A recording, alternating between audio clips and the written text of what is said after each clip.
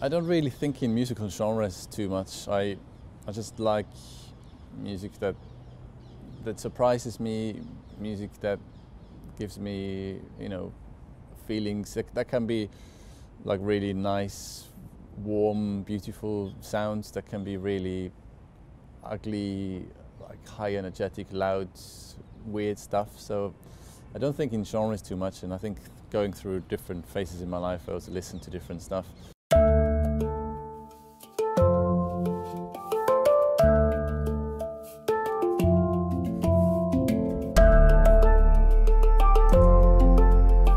And especially as a composer, I don't want to be manipulated from one particular side too much. So I try to keep my listening habits quite broad and just draw a lot of inspiration from different directions, and then hopefully my own music is unique in a way and not sounding too much like whoever.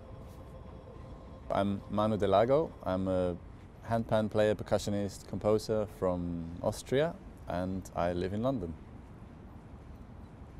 I got a drum kit when I was really young. I was about 2 years old, and I got it as a present from my parents. And so basically from that age on, I've been playing different musical instruments. When I was about 6, I wanted to play the accordion for some reason. I don't know why, but it was actually a good instrument to play because it teaches you a lot about harmony.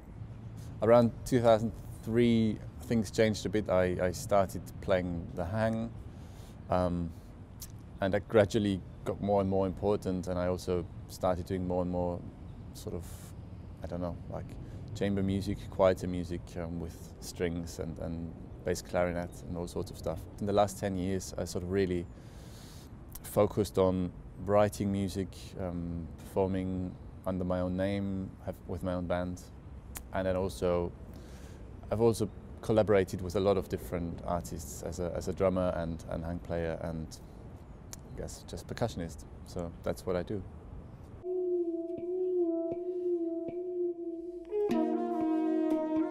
I'm always interested in new music myself. I try to sort of keep track of what's going on in the music world, what new releases there are.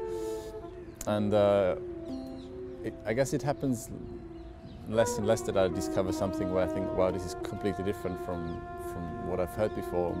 But those are the moments that excite me the most, when I really discover something new. So for this playlist, I mainly chose like artists that I discovered over the last few years that I think are not like very well known across the planet.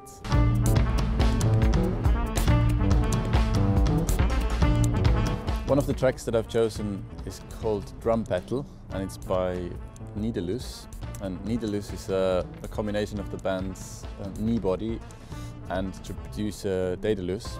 And I think it's a very successful collaboration, because often if you put sort of two acts together and make it one, I think it doesn't always work. But in this case, it worked really well. And this track's just got an amazing energy where the drive of the electronics and the drive of the band really work, and there are amazing horn lines with trumpet and saxophone that are really driving and just sort of take you off your seat. Another track that I've chosen is called Caroline by Douglas Dare.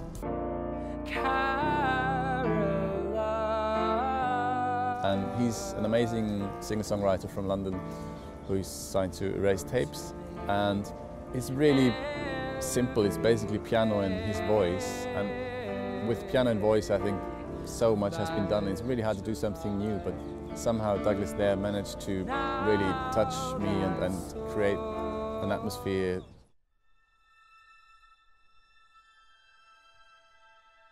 The last track in my playlist is called Cantus in Memoriam of Benjamin Britten, which is a composition by Arvo Pärt, an Estonian composer.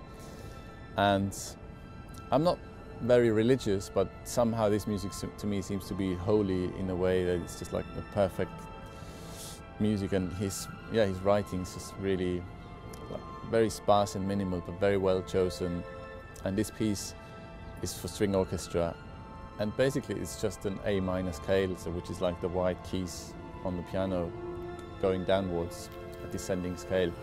But the way he orchestrated it is really amazing, and if you listen to this piece loud or closely live, it's just really sucks you in.